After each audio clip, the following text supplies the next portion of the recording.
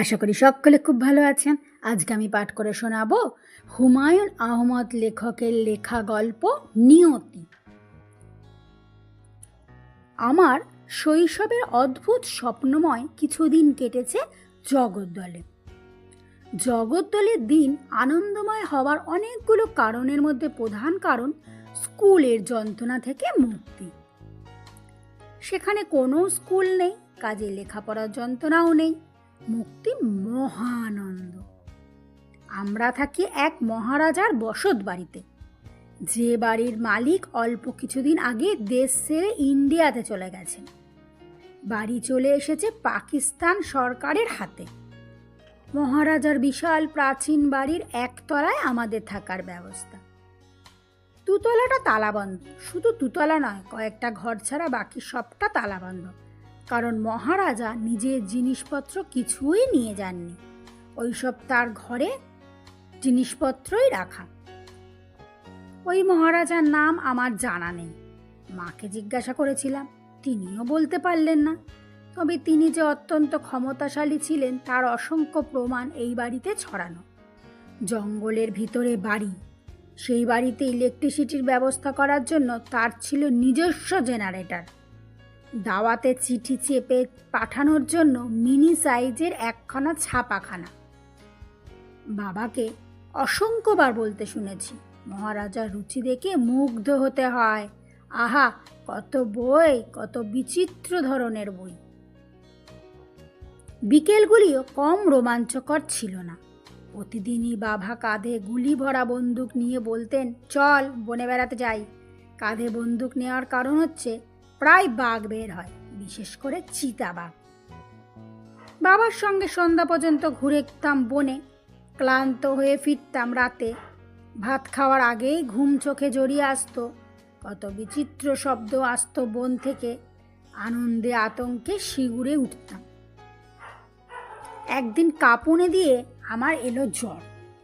বাবা মা দুজনেই মুখ শুকিয়ে গেল।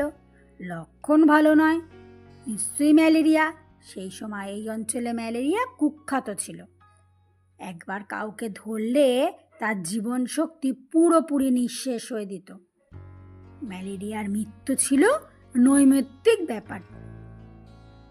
আমার প্রতিষেধক হিসাবে বায়োকেমিক ওষুধ ছাড়াও প্রতি রোববার 5 গ্রেন করে কুইনাইন খাচ্ছি। তারপর ম্যালেরিয়া ধরবে কেন?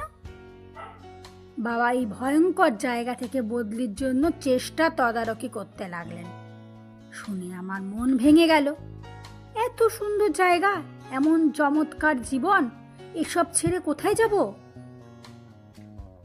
ম্যালেরিয়ায় মরতে হলে এখানেই মরব। তাছাড়া ম্যালেরিয়া অসুখটা আমার বেশ পছন্দ হলো। যখন জ্বর আসে তখন কি প্রচণ্ড শীতই না লাগে। শীতের জন্য বোধহয় শরীরে এ ধরনের আবেশ সৃষ্টি হয়।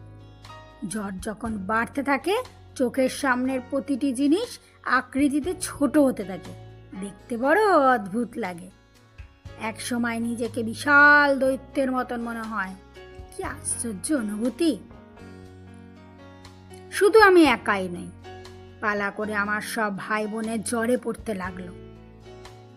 একজন জ্বর থেকে উঠতেই অন্যজন জ্বরে পড়ে। জ্বরও আসে খুব নিয়মিত।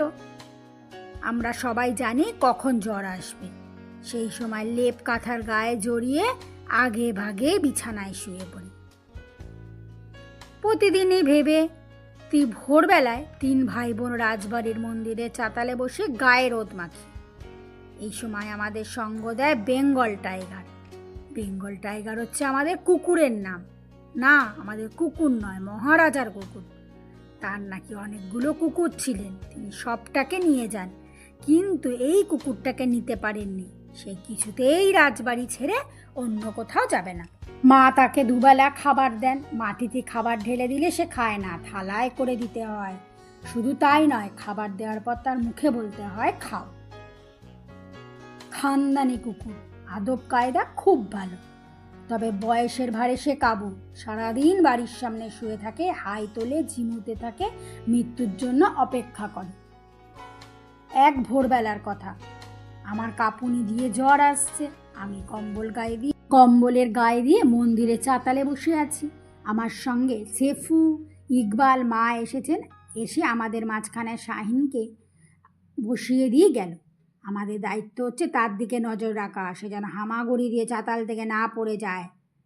মা চলে যাবার পরপরই হিস হিস শব্দে পেছন ফিরে তাকালাম। যে দৃশ্য দেখলাম সে দৃশ্য দেখার জন্য মানসিক প্রস্তুতি আমাদের ছিল না। মন্দিরের বন্ধ দরজার ফাঁকাণ্ড ফাঁক দিয়ে এক কেউটে সাপ বের হয়ে আসছে। মাটি ছুঁয়ে ছুঁয়ে আসে, ফনা তুলে এদিক ওদিক দেখছে, আবার মাটি ছুঁয়ে আসছে, আবার ফনা তোলে। আমরা 3 ভাই বোন ছিটকে সরে গেলাম। শাহিন একা বসে রইল। সাপ দেখে তার আনন্দের সীমা নেই। সে চেষ্টা করছে সাপটির দিকে এগিয়ে যেতে। আরও তখনই বেঙ্গল টাইগার ঝাঁপিয়ে পড়ল সাপটির উপর। ঘটনা এত দ্রুত ঘটল যে আমরা কয়েক মুহূর্ত বুঝতেই পারলাম না কি হচ্ছে। একসময় শুধু দেখলাম কুকুরটা সাপের ফনা কামড়িয়ে ছিঁড়ে ফেলেছে। বেঙ্গল টাইগার ফিরে যাচ্ছে নিজের জায়গায়, যেন কিছুই হয়নি। নিজের স্বাভাবিক কর্মকাণ্ড শেষ করলো। সাপ কুকুরটিকে কামড়াবার সুযোগ পেয়েছিল কি না জানি না, সম্ভবত কামড়ায়নি, কারণ কুকুরটি বেঁচে রইল, তবে চড়া পুরোপুরি বন্ধ করে দিল। দ্বিতীয় দিনে তার চামড়া খসে পড়ল, দগদগে ঘা দেখা দিল। এই থেকে মনে হয় সাপ সম্ভবত কামড়েছে। সাপের বিষ কুকুরের ক্ষেত্রে হয়তো তেমন ভয়াবহ নয়। আরও 2 দিন কাটল। কুকুরটি চোখের সামনে পচে গলে যাচ্ছে। তার কাতর ধ্বনি সহ্য করা মুশকিল, গা থেকে গলিত মাংসের দুর্গন্ধ আসছে।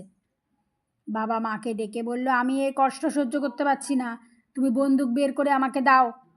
বাবা আমাদের চোখের সামনে পরপর 2টি গুলি করে কুকুরটাকে মারলেন। আমি স্পষ্ট দেখলাম বাবা দুঃখ বেদনায় কুঁকড়ে উঠেছেন, তবু শান্ত গলায় বললেন যে আমার ছেলের জীবন রক্ষা করেছে তাকে আমি গুলি করে মারলাম, একেই বলে নিয়তি।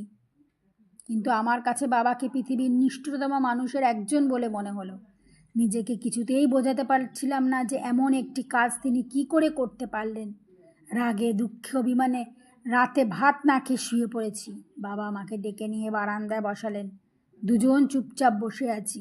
চারিদিকে ঘন অন্ধকার, তখনও ডাকছে। বাড়ির চারপাশে আমার বনে হাওয়া লেগে বিচিত্র শব্দ উঠেছে।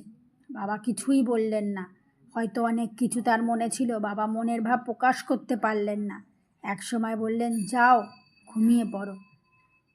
আমি সেদিন বুঝতে পারলাম বাবা কেন কুকুরটিকে এইভাবে মেরে ফেলেছেন। কুকুরটি আমার মনে গভীর ছাপ ফেলে গিয়েছিল। নমস্কার, আমার গল্প পাঠ এখানেই শেষ হলো।